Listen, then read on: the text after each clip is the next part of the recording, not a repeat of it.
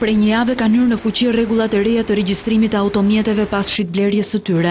Nëpërmjet një udhëzimi të Ministrit të Transporteve, makinat mund të regjistrohen vetëm me një kartë identiteti dhe dokumentin e pronësisë.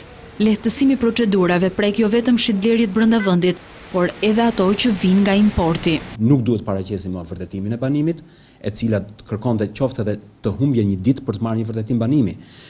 Vërtetimi nga pikat e kalimit kufirit, që qytetarët shqiptar kur e blenin nga një emigrant i cili e shiste brenda territorit të Shqipërisë, duhet gjende pikën e kalimit të kufirit nga kishte hyrë ky mjet në mënyrë që merrte vërtetimin e duhur, vërtetim për urdhrin e zhbllokimit nga dogana, etj, njësor dokumentat.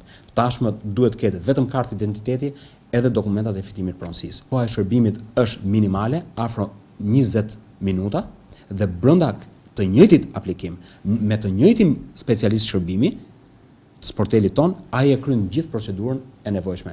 Më parë që të merrte certifikata e pronësisë, qytetari duhet shkonte në 3 zyra shtetërore për t'u pajisur me dokumentat përkatëse, ndërsa tani ato mund të kryen vetëm në zyrat e drejtorive të transportit rrugor, por pavarësisht ligjit të faljes fiskale.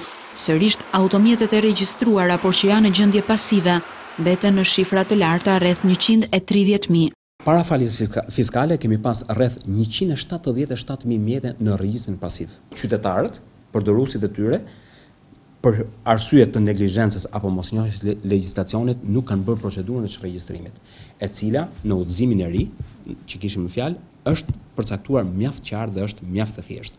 Ndryshime të tilla ligjore, të cilat do të mbështeten me nisma siç është krijimi një regjistri kombëtar të drejtuesve të automjeteve, certifikata elektronike e kontrollit fizik e të tjerë, do të përgatisin infrastrukturën e nevojshme për të zbatuar projektin e patentës me pikë. Në bazë të ligjit, kjo nisëm do të jetë efektive brenda 18 muajve.